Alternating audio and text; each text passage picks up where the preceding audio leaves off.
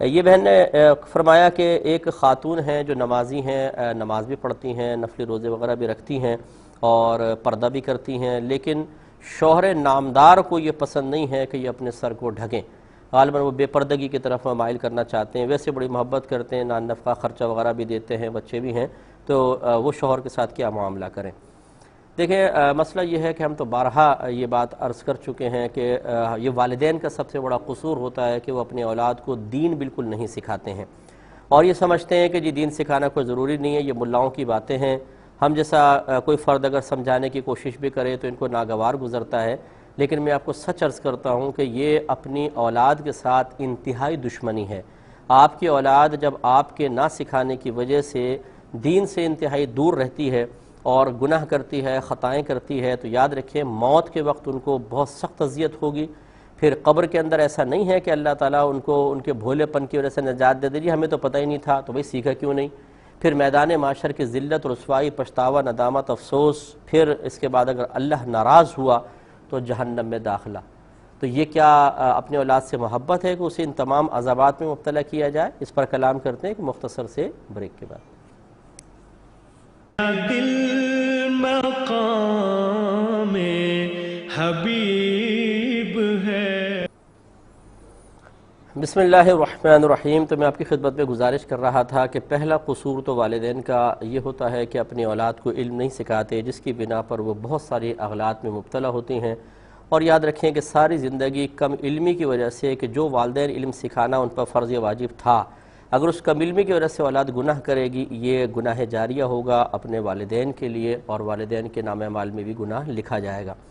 اسی طریقے سے علم دین سیکھنے کے بعد اس کے تقاضے کے مطابق عمل کرنے پر جتنی فضیلتیں حاصل ہو سکتی تھیں، اچھی موت ہے، دنیا کے اندر نعمتیں ہیں، برکتیں ہیں، پھر قبر کا جنت کے باغوں میں سے ایک باغ بننا، میدان محشر میں عزت، پھر جنت میں اعلیٰ مقام، ان سے محرومی، یہ بھی والدین کی مرہون منت ہوئی۔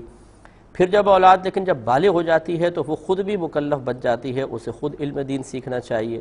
اب اگر وہ علم دین نہیں سیکھتا تو ماں باپ کے اوپر وبال تو ہے ہی ہے، خود اس کے اوپر وبال ہے۔ تو لہٰذا کوئی یہ نہیں کہہ سکتا جی میرے ماں باپ نے نہیں سکھایا اس لیے میں ایسا ہو گیا، اب آپ بالغ ہونے کے بعد آپ کی ذمہ داری ہے۔ اس لیے ہم کہتے ہیں کہ شادی سے پہلے لڑکا اور لڑکی دونوں کو چاہیے کہ حقوق زوجین کا کوئی کورس کر لیں، تو بہت بہتر ہے کہ پتہ چل جائے کہ اور لڑکی کا کیا فرض ہے، کیا حق، اور شوہر کے اوپر کیا کیا فرائض ہیں اور کیا کیا اس کے حقوق ہیں۔ اسی طریقے اب جیسے یہ شوہر ہے، اس پر تو بلکہ یہ لازم تھا کہ قرآن عظیم نے بیان فرمایا یا ایھا الذین آمنوا قوا انفسکم واہلیکم نارا وقودھا الناس والحجارہ، اے ایمان والو اپنے گھر والوں، اپنے آپ کو اور اپنے گھر والوں کو جہنم کی اس آگ سے بچاؤ جس کا ایندھن آدمی اور پتھر ہیں۔ تو اپنے آپ کو جہنم کی آگ سے بچانے کا مطلب یہی لکھا ہے کہ علم دین سیکھے، اس کے تقاضے کے مطابق عمل کرے، نیک اعمال کرے، فرض اور واجب وغیرہ پورا کرے، حرام وغیرہ سے بچے، اور اپنے گھر والوں کو جہنم کی آگ سے بچانے کا مطلب ان کو علم دین سکھائے، نیکی کا حکم کرے اور برائی سے روکے۔ یہاں معاملہ الٹا ہو رہا ہے کہ شوہر بیوی کو برائی کا حکم دے رہا ہے اور اسے اپنی پرسنل پراپرٹی سمجھتے ہوئے، پرائیویٹ پراپرٹی سمجھتے ہوئے اپنے ہر طرح کے حکم کو اس پر نافذ کرنے کو جائز سمجھ رہا ہے۔ تو اس کی وجہ کیا ہے کہ اس نے خود اپنی ذمہ داری کو محسوس نہیں کیا ہے۔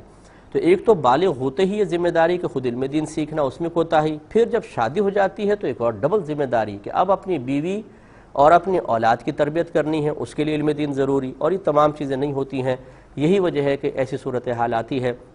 اب بہن سے گزارش ہے کہ اپنے شوہر کو پیار و محبت سے سمجھائیں، کسی اچھے عالم دین سے اگر کانٹیکٹ ہو سکتا ہو ان کے ذریعے ان کو سمجھوانے کی کوشش کریں، اور حتی الامکان یہ اصول ہمیشہ یاد رکھیں کہ اللہ تبارک و تعالیٰ کے احکام کے مقابلے میں کسی مخلوق کی اطاعت شرعاً جائز نہیں ہے۔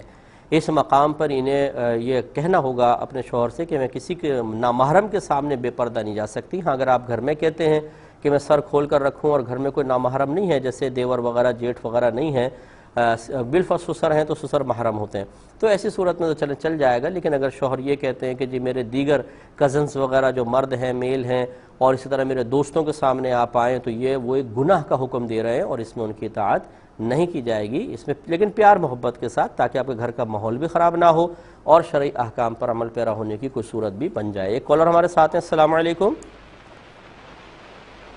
السلام علیکم۔ ہلو جی السلام علیکم۔ وعلیکم السلام. فرمائیے. بھائی جان اپنے ٹیلی ویژن جی کی مشتاق آواز آپ بات کر بند رہا ہوں کریں، پہلے صلالہ سے. ٹیلی ویژن کی آواز بند کر لیں آپ، پھر مجھے بات کیجیے گا. Hello hello. جی جی آواز آ رہی ہے آپ کی، بولیے. ہیلو. ارے بھائی آپ کے چلے لائن میں اصل میں ڈسٹربنس بہت زیادہ ہے، ہم معذرت چاہتے ہیں. تو آپ کی خدمت میں گزارش کر رہے تھے، اس لیے میں اپنے خصوصاً والدین کی خدمت میں گزارش کرتا ہوں، آپ دنیاوی علوم بچوں کو ضرور سکھائیے، ان کے دنیاوی مستقبل کی فکر ضرور کریں. میں خود اپنے بچوں کی فکر کرتا ہوں اور مجھے کرنی بھی چاہیے اور آپ کو بھی کرنی چاہیے. لیکن یہ بس یاد رکھیے کہ بچوں کا مستقبل ان کے موت کے زندگی کے آخری سانس تک نہیں ہے، بلکہ مستقبل یا فیوچر کہتے ہیں بعد میں آنے والے زمانے کو.